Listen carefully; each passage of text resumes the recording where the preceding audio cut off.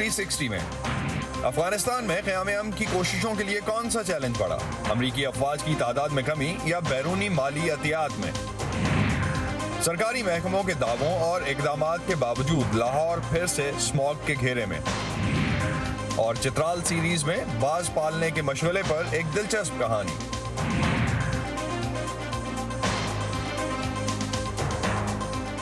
Voice of America کے Washington studios سے خوش آمدید۔ آپ دیکھ رہے ہیں پروگرام ویو 360 اور میں ہوں اسد اللہ خالد۔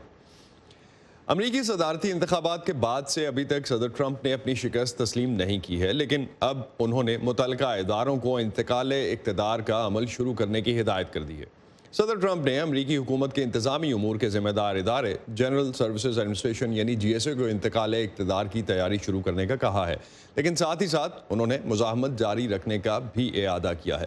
حکام کا کہنا ہے کہ GSA کی طرف سے بائیڈن کی کامیابی تسلیم کرنے کا فیصلہ بظاہر ان ریاستوں کے ووٹس چیلنج کرنے کی صدر ٹرمپ کی کوششوں کی ناکامی کے بعد کیا گیا ہے جہاں دونوں امیدواروں کے درمیان کانٹے کا مقابلہ تھا۔ امریکی ریاست مشیگن کے الیکشن حکام نے پیر کے روز جو بائیڈن کو باضابطہ طور پر فاتح قرار دیا ہے۔ مشیگن ان ریاستوں میں سے ہے جہاں صدر ٹرمپ کی انتخابی مہم نے دھاندلی کے الزامات عائد کیے تھے۔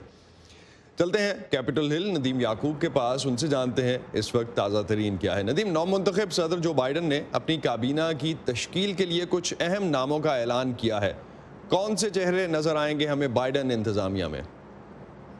دیکھیں اسد، سب سے پہلے تو یہ کہ امریکہ میں جو ایک کنفیوژن تھا ٹرانزیشن کے بارے میں، اب وہ کلیئر ہوتا نظر آ رہا ہے۔ GSA کے بیان کے بعد اب جو ٹرانزیشن کا عمل ہے وہ باقاعدہ اس کا آغاز ہو جائے گا۔ اس کا مطلب یہ ہے کہ جو نئی آنے والی انتظامیہ ہیں ان کو جو معلومات اور فنڈز چاہیے ہوتے ہیں اس عمل کو کمپلیٹ کرنے کے لیے، وہ اب انہیں ملنا شروع ہو جائیں گے، ان کو وہ تعاون ملنا شرور ہو جائے گا جس کی انہیں ضرورت ہے۔ Just to give you an idea کہ جب کوئی بھی نئی انتظامیہ آتی ہے تو وہ تقریباً 4000 ایسے لوگ ہوتے ہیں جو گورنمنٹ کی مختلف پوزیشنز پر وہ لوگوں کو تعینات کرتی ہے، تو اس عمل کو آگے بڑھانے کے لیے اب جو تعاون ہے وہ انہیں ملنا شروع ہو جائے گا۔ جو بائیڈن نومنتخب صدر جو ہیں وہ اپنے طور پر جو ایک ٹرانزیشن کا عمل ہے اس کو آگے بڑھا رہے تھے، انہوں نے ایک فنڈ بھی تشکیل دیا ہوا تھا، وہ اپنی بریفنگز خود ارینج بھی کر رہے تھے، لیکن اب وہ باقاعدہ طور پر اب وہ عمل جو ہے وہ زیادہ سہل ہو جائے گا۔ کچھ اہم ناموں کا اعلان کیا گیا آئندہ کی کیبنٹ کے لیے۔ اینتھنی بلکن وزیر خارجہ ہوں گے، جینٹ یلن جو ہے وہ وزیر خزانہ کے لیے ان کا نام سامنے آیا ہے۔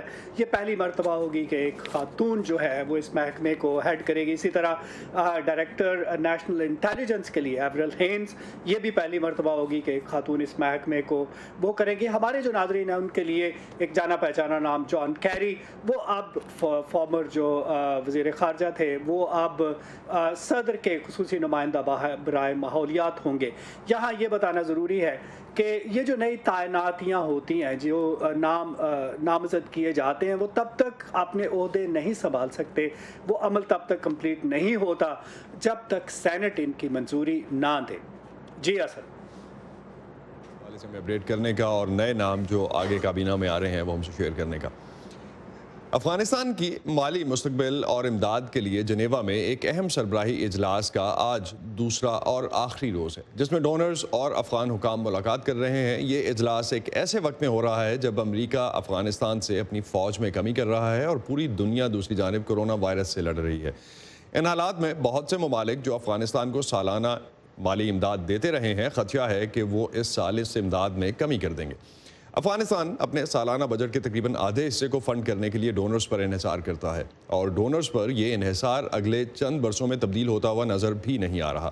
عالمی بینک کے مطابق اس سال افغانستان کی عالمی معیشت ہے، قومی معیشت جو ہے اس میں 5.4% سے زیادہ کی کمی ہوگی، جس سے غربت کی شرح میں مزید اضافہ ہوگا اور پہلے سے ہی انتہائی خسارے کا بجٹ مزید مشکلات کا شکار ہو جائے گا۔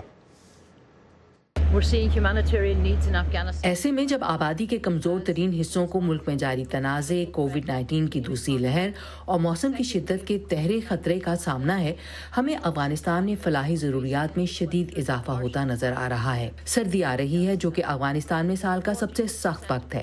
آبادی کا 42% سے زائد حصہ یہ نہیں جانتا کہ اس کو اگلا کھانا کہاں سے ملے گا۔ اس سال مارچ میں ہونے والے USIP United state institute of peace کے ایک جائزے کے مطابق افغانستان کے استحکام کے لیے مالی معاونت ایک اہم حصہ ہے۔ افغانستان کی حکومت کے پاس فنڈز کا موجود نہ ہونا یا اس میں بے یقینی سے حکومت کی ساکھ کو نقصان پہنچ سکتا ہے اور اس کی انتظامی صلاحیتوں کو بہت کم کر سکتا ہے، اور اگر اس صورتحال کو مد نظر رکھا جائے تو یہ ایک دیرپا اور مضبوط امن عمل کے لیے انتہائی خطرناک ہے۔ امریکہ نے گزشتہ ہفتے افغانستان اور عراق میں تعینات اپنے مزید فوجیوں کو جنوری کے وسط تک واپس بلانے کا اعلان کیا۔ امریکہ کے قائم مقام سیکرٹری دفاع کرس میلر کے مطابق ان دونوں ملکوں سے فوجیوں کی واپسی کا ہرگز مطلب یہ نہیں ہے کہ امریکہ کی پالیسی یا مقاصد میں کوئی تبدیلی آئی ہے۔ فوجیوں کی واپسی کے حوالے سے کیپٹل ہل پر ایک اہم سماعت ہوئی جس میں ماہرین کا کہنا ہے کہ افغانستان میں امریکی فوجیوں کی تعداد کو 4500 سے کم کر کے لگ بھگ 2500 تک لانا ایک غلطی ہوگی۔ مزید جانیں گے اس رپورٹ میں۔ امریکی محکمہ دفاع میں اعلیٰ سویلین رہنماؤں کی تبدیلی کے بعد ٹرمپ انتظامیہ نے ایک بڑا فیصلہ سنایا۔ 15 جنوری 2021 تک افغانستان میں ہمارے فوجیوں کی تعداد 2500 کر دی جائے گی۔ افغانستان میں فوج کی تعداد کو تقریباً نصف تک لانے کا مطلب یہ ہے کہ افغانستان میں جلد ہی امریکی فوجیوں کی صرف اتنی تعداد باقی بچے گی جو سن 2001 میں افغان جنگ شروع ہونے کے بعد سے اب تک کی کم ترین تعداد ہوگی۔ تاہم ایسے میں جب امن مذاکرات جاری ہیں، ماہرین نے جمعے کے روز قانون سازوں کو متنبہ کیا کہ اس اقدام سے امریکہ بات چیت میں اپنا سب سے اہم موہرہ کھو دے گا۔ میرے نزدیک افواج میں کمی کا اعلان ایک غلطی ہے۔ ٹرمپ انتظامیہ کا منگل کو کیا جانے والا یہ فیصلہ میرے خیال میں ناکامی کی ایک سست رو اور مہنگی شکل ہے۔ ہمیں اس کمی کے بدلے کچھ نہیں مل رہا۔ یہ شروع سے ہی ان مذاکرات کا مسئلہ رہا ہے۔ افغان حکومت کی موجودگی کے بغیر ہمارے طالبان کے ساتھ مذاکرات کی میز پر بیٹھنے سے ہی انہیں علم ہو چکا تھا کہ یہ بات چیت اصل میں ہمارے ہتھیار ڈالنے کے لیے تھی۔ القاعدہ کی جانب سے 9 ستمبر کے دہشت گرد حملوں کے بعد امریکی فوج نے ستمبر سن 2001 میں افغانستان پر حملے کے ذریعے وہاں افغان طالبان کی حکومت کو ختم کر دیا۔ القاعدہ کی لیڈرشپ کو پناہ دینے والے افغان طالبان کے خلاف اس کارروائی کو امریکی عوام کی بھرپور حمایت حاصل تھی۔ تاہم 19 سال بعد امریکی رائے تبدیل ہو چکی ہے۔ صدر ٹرمپ نے اس وعدے کے ساتھ سن 2016 میں دفتر سنبھالا کہ وہ غیر ملکی تنازعات سے اپنی فوجیں نکال لیں گے، اور کانگریس مین بریڈلی بائرن کا کہنا تھا کہ ان کی ریاست میں عوام جنگ سے تھک چکے ہیں۔ ان کے خیال میں 19 سالوں میں ہزاروں امریکی جانیں ضائع ہو گئیں۔ یہ تمام زخم ہزاروں فوجیوں اور خواتین کی زندگیاں درہم برہم ہو گئی۔ ظاہر ہے اربوں ڈالرز بھی اس راہ میں خرچ ہوئے۔ اب بس عوام شاید انسداد دہشت گردی کی مسلسل کوششوں کی حمایت کریں گے۔ ظاہر ہے وہ نہیں چاہتے کہ القاعدہ وہاں دوبارہ کنٹرول حاصل کرے۔ ماہرین کہتے ہیں کہ اس میں ایک تضاد ہے، کیونکہ القاعدہ سے لڑنے والی افغان حکومت کے برعکس طالبان نے اس بات کا کوئی اندیہ نہیں دیا کہ وہ دہشت گرد گروہ کی پشت پناہی بند کر دیں گے۔ میرے نزدیک یہ محض انسداد دہشت گردی کا مسئلہ نہیں، بلکہ یہ حکومت کا تختہ الٹائے جانے کی روک تھام بھی ہے۔ تو آپ دیکھ لیں کہ 4500 یا 5000 کے مقابلے میں 2500 کیا کر سکتے ہیں۔ ماہرین کا یہ بھی کہنا تھا کہ ایک تو اب تک امن معاہدہ طے نہیں پا سکا، اور پھر اس پر امریکی افواج میں مزید کمی سے اس فوجی مہم میں طاقت کا توازن طالبان کے حق میں ہو جائے گا، جس سے امن کے ایک ممکنہ معاہدے تک پہنچنا مزید مشکل ہوگا۔ اور ایسے میں جب کرونا وائرس سے نمٹنا نو منتخب صدر جو بائیڈن کی سب سے اولین ترجیح ہے، یہ واضح نہیں ہے کہ ان کی انتظامیہ اس اقدام سے ہونے والے کسی ممکنہ نقصان سے کیسے نپٹے گی۔ کیرلا بیب کے ساتھ سعدیہ زبران جھا، وائس آف امریکہ۔ سابق امریکی سفارتکار اور افغانستان اور پاکستان کے لیے امریکہ کے سابق نمائندہ خصوصی رچرڈ ڈالسن نے وائس آف امریکہ سے بات کرتے ہوئے کہا کہ امریکہ کو اپنی افواج میں کمی کے لیے کم از کم آئندہ برس مئی تک کا انتظار کرنا چاہیے تھا۔ کانگریس کی سماعت میں ماہرین نے انخلا کو ایک غلطی قرار دیتے ہوئے اسے 19 سالہ جنگ کی ایک مہنگی ہار سے تعبیر کیا۔ آپ کیا کہیں گے؟ میں سمجھتا ہوں کم از کم اگلے سال مئی میں اس وقت تک 4500 فوجیوں کو وہاں چھوڑنا چاہیے تھا، جب دوحہ مذاکرات کی روح سے مکمل انخلا ہونا طے ہے۔ جزوی کمی کے بجائے زیادہ افواج وہاں چھوڑنا زیادہ دانش مند ہوتا۔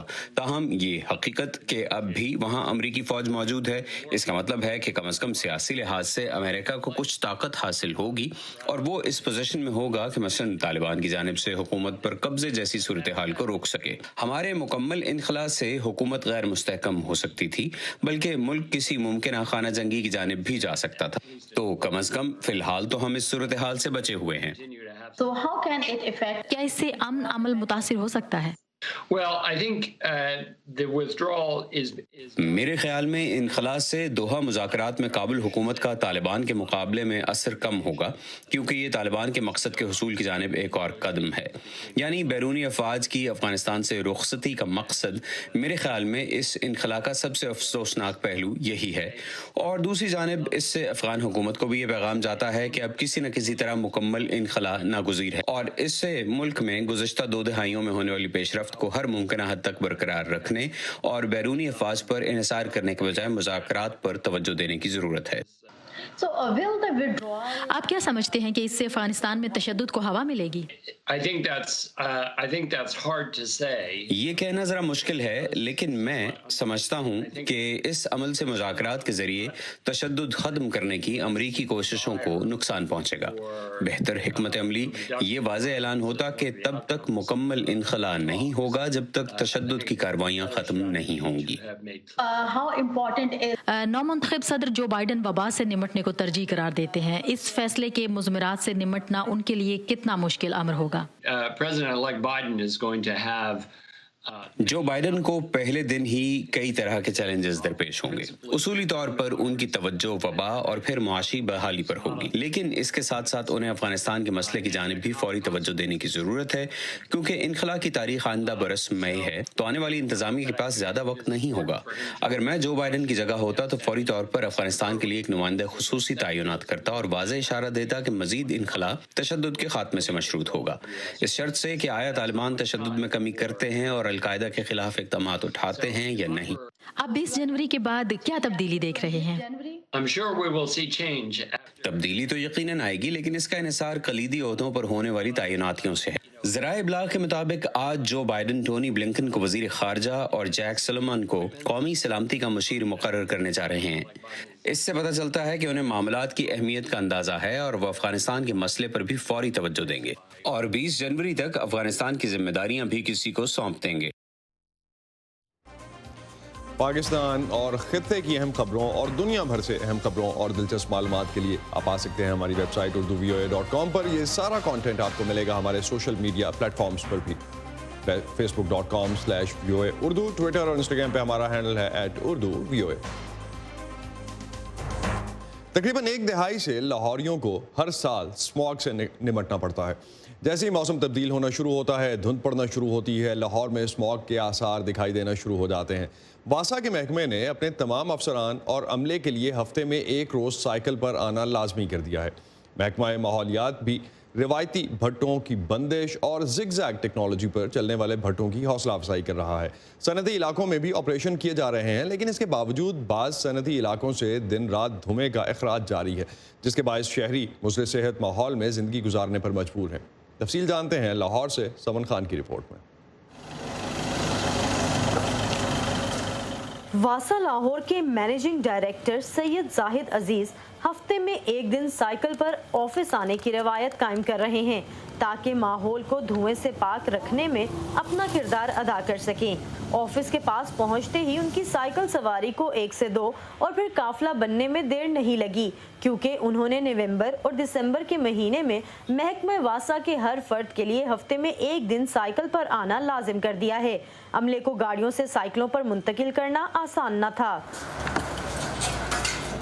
31 अक्टूबर सैटरडे को चूँकि हमने साइकिलिंग का फर्स्ट डे था, तो उससे 2 दिन पहले हमने कदाफी स्टेडियम के इर्द गिर्द जो सर्कल है उसके ऊपर 70 ऑफिसर हैं वासा के जो मुख्तलिफ फील्ड ऑफिस में काम करते हैं, उन सबको इकट्ठा किया और उनको साइकिलें किराए पे हासिल करके दी गई वासा इंतज़ामिया ने।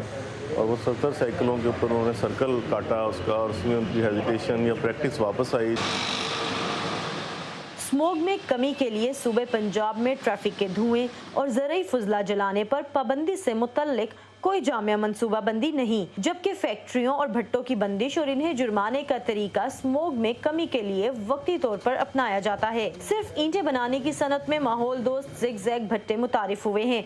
भट्टा मालिक अब्दुल्ला इस्लाम ने नेपाल जाकर ये तरीका सीखा और अब दीगर भट्टा मालिकान तक ये तकनीक पहुँचा रहे हैं। इनिशियली तो इसकी कन्वर्जन की जो कॉस्ट थी बट्टे की वो तकरीबन 4 to 5 मिलियन थी, लेकिन अब आहिस्ता आहिस्ता वो तकरीबन 2.5 से 3 मिलियन पे आ चुकी है कन्वर्जन कॉस्ट इसकी। इनिशियली गवर्नमेंट की तरफ से सपोर्ट नहीं थी, लेकिन उसके बाद गवर्नमेंट की तरफ से EPD और ये इन्वायरमेंट वाले मुख्तलिफ इदारों की तरफ से काफ़ी हेल्प आउट किया गया है। लाहौर या चंद इस तरह की मार्केट में जो ऑनर्स हैं उनके पास तो इस्तात थी, लेकिन जो ज़्यादातर जगहों पे बट्टे वालों के पास इतने वसाइल नहीं है कि वो कन्वर्ट कर पाएँ अपनी मदद आपके तहत।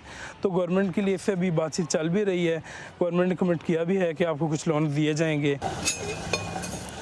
इस वक्त सूबे में सिर्फ 700 भट्टे ज़िग-ज़ैग टेक्नोलॉजी पर चल रहे हैं, जबकि स्मोग में कमी लाने के लिए महकमा माहौलियात के मुताबिक सूबे पंजाब में बाकी 6,549 रवायती भट्टों को 31 दिसंबर तक बंद कर दिया गया है। हमारा डिपार्टमेंट या हमारा अमला किसी जगह पर कोई बेईमानी ना करे, उसके लिए हमने क्या किया कि हमने भट्टों का डाटा इंश्योर करने के लिए इनको कहा है कि आप अपनी रिस्पेक्टिव डिस्ट्रिक्ट में भट्टा विजिट करो, उसकी गूगल लोकेशन हमारे से शेयर करो, वीडियो क्लिप और पिक्चर नाम के साथ वो हमारे से शेयर करें। उस सारे को हम डाटा को ऑनलाइन कर रहे हैं।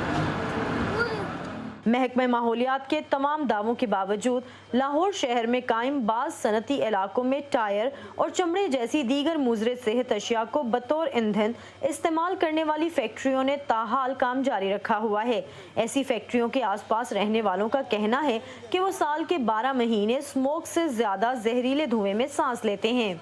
आप अगर छत पे सोएं तो सोने के बाद अगर सुबह आप मतलब कूली करें ना, तो आपके अंदर से वो ब्लैक ज़रे पानी के साथ खुद ही आएंगे, आपके सांस के साथ वो अंदर काला धुआं जाता है। पूरा साल चलती हैं, एक साल में से एक माह भी ये नहीं बंद होती, इवन के वीकेंड पे भी ये नहीं बंद होती। अक्टूबर के आखिरी दिनों से ही लाहौर के बाज़ इलाकों की एयर क्वालिटी इंडेक्स 350 की खतरनाक हद तक भी रिकॉर्ड की गई। महकमे माहौलियात का कहना है कि फ़ज़ाई आलूदगी जांचने वाले तमाम आलात मयारी नहीं, लेकिन शहरी कहते हैं कि वो एयर क्वालिटी इंडेक्स पर यकीन ना भी करें तब भी शहर की फ़िज़ा और सांस लेने में दुश्वारी उन्हें स्मोक का एहसास दिला देती है। माहिरीन माहौलियात के मुताबिक हवा के मियार की मॉनिटरिंग से ज़्यादा फ़ज़ाई आलूदगी को ख़त्म करने के लिए हल निकालने चाहिए, जो हुकूमत और सियासी मदद के बगैर मुमकिन नहीं। और स्मोक की आमद पर इक़दामात उठाने की बजाय पूरा साल इस मसले पर काबू पाने के लिए हिकमत अमली अपनाने की ज़रूरत है। समन Khan, voice of America, Lahore. Lahore से कुछ दूर भारत चलते हैं। भारत का शुमार फ़ज़ाई आलूदगी के लिहाज से आलूदा तरीन ममालिक में होता है। भारत के दारुल हुकूमत दिल्ली को आजकल 2 तरह की इमरजेंसीज़ का सामना है। एक तरफ शहर में मौसम सरमा में बढ़ जाने वाली मुहलिक फ़ज़ाई आलूदगी और दूसरी तरफ कोरोना वायरस के केसेस में रिकॉर्ड इजाफा। डॉक्टर्स कह रहे हैं कि उनके लिए शहर की जहरीली फ़ज़ा के दौरान वबा के खिलाफ लड़ना और भी मुश्किल होता जा रहा है। मज़ीद जानते हैं इस रिपोर्ट में। राजू इदनानी ऐसे हज़ारों शहरियों में से एक हैं जो हर साल सर्दी के मौसम में भारतीय दारुल हुकूमत में फ़ज़ाई आलूदगी में इजाफे के बायस सांस की तकलीफ में मुब्तला हो जाते हैं। और इस साल राजू इदनानी को उस वक्त दोहरा खतरा महसूस हुआ जब वो बीमार पड़े। सबसे पहले आपके जहन में एक ही चीज आती है, कोविड। इसलिए मैं बहुत ज्यादा परेशान था और दिन में 10 दफा अपना दर्जा हरारत चेक कर रहा था। इस परेशानी की एक बड़ी वजह है, अगरचे मुल्क में कोरोना केसेस में कमी आ रही है, लेकिन भारतीय दारुल हुकूमत दिल्ली में इनमें रिकॉर्ड इजाफा हो रहा है। डॉक्टर्स कहते हैं कि शहर की जहरीली फ़ज़ा वायरस से लड़ने में मुश्किलात पैदा कर रही है। आलूदगी करती क्या है? वो मुदाफ़ती निज़ाम को कमज़ोर करती है और जब एक बार उसकी वजह से मुदाफ़ती निज़ाम कमज़ोर हो जाए तो आप आसानी से इन्फेक्शन का शिकार हो सकते हैं। कोविड-19 निज़ाम तनफ़ुस का वायरस है जो अब ज़्यादा फैल रहा है और ये देखा गया है कि उसकी वजह से इन्फेक्शन और अमवात में 9 से 10% इजाफा हो सकता है। कुछ तहकीकात 15% इजाफे का जिक्र भी कर रही हैं। मौसम सरमा के आते ही हुकाम ने तस्लीम किया कि ये मसला है। अभी तो पोल्यूशन आ रहा है, आलूदगी शुरू हो गई है, आसमान धुएं से बढ़ता जा रहा है और इससे कोरोना वायरस की सूरत हाल मजीद खराब हो रही है। कोरोना की स्थिति और खराब हो रही है। हुकाम ज्यादा से ज्यादा डॉक्टर्स और तिब्बी अमले को शहर में ला रहे हैं और जहां अस्पतालों में रश बढ़ रहा है, वहीं इंतहाई निगहदाश्त के शोबे में वेंटिलेटर्स और बिस्तरों की तादाद में इजाफा किया जा रहा है। त्योहारों के बायस बाजारों में बढ़ने वाले रश पर भी माहिरीन को बहुत तशवीश है। हम परेशान हैं क्योंकि जिस तेजी से केसेस बढ़ रहे हैं, दिल्ली के सेहत आमा के शोबे के लिए इस सूरत हाल को संभालना मुश्किल होगा। एक ऐसा शहर जहां इस साल के आगाज में लॉकडाउन के दौरान लोगों को नीलगू आसमान के नीचे साफ फिजा में सांस लेने का मौका मिला था, वहां अब जहरीली धुंध नाउमीदी फैला रही है।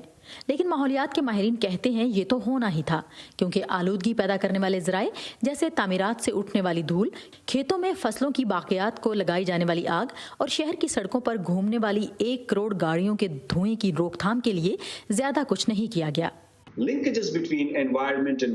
ماحولیات اور انسانی صحت کے درمیان تعلق سب سے اہم ہونا چاہیے اور اس کا سب سے زیادہ دھیان بھی رکھا جانا چاہیے، لیکن ہمارے زیادہ تر سیاستدان اور ہماری ریاست اس بات سے انکار کرتے ہیں کہ آلودگی جان بھی لے سکتی ہے۔ یہ زہریلی فضا دہلی میں موسم بہار تک موجود رہے گی اور ایسے میں اس شہر کی 2 مختلف طبی ایمرجنسی سے نمٹنے کی لڑائی اور بھی زیادہ طویل اور مشکل ہو سکتی ہے۔ انجنا پیسریچا کے ساتھ سادیہ زبرانجھا، وائس آف امریکہ۔ شکریہ کورونا سے متاثرہ مریضوں کا علاج کرنے والے ڈاکٹروں کا، اپنی صحت خطرے میں ڈال کر کام جاری رکھنے والے نرسنگ اور پیرامیڈیکل سٹاف کا، شکریہ پولیس اور سیکیورٹی اداروں کے اہلکاروں کا، فلاحی اداروں اور رضاکاروں کا، درس و تدریس کا سلسلہ جاری رکھنے والے اساتذہ کا، شکریہ حکومتی اہلکاروں کا، صحافیوں کا، اور آپ سب کا، کیونکہ ہم سب مل کر اس وبا کو ہرائیں گے۔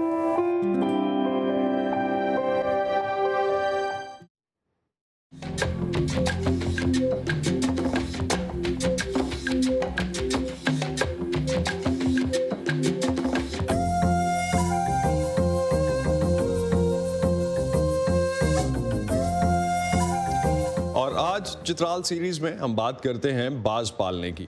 عموماً اب یہ جو شوق ہے زیادہ تر مشرق وسطیٰ میں زیادہ مقبول ہے، لیکن چترال کے شاہی خاندان اور یہاں کے حکمرانوں نے تاریخی طور پر باز پالنے کی سرپرستی کی، جس کی وجہ سے باز پروری چترال کی ثقافت میں رچ بس گئی۔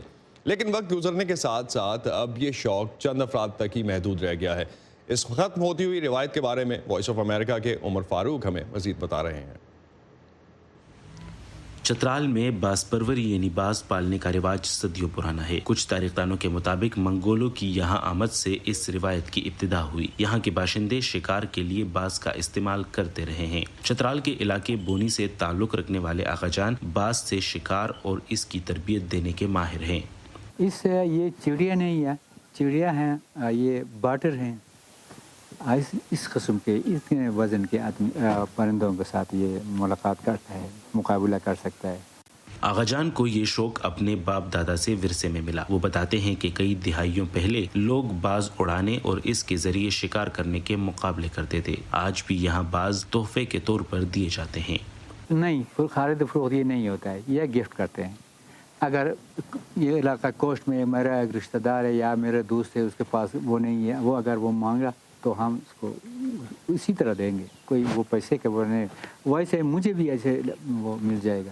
یہ باز کی چھوٹی نسل ہے، جبکہ اس سے پہلے لوگ بڑی نسل کے شہباز بھی پالا کرتے تھے، مگر اس کی خوراک اور تربیت پر خاصی رقم خرچ کرنی پڑتی تھی۔ وقت کے ساتھ شکار کے لیے باز کی جگہ بندوق نے لے لی۔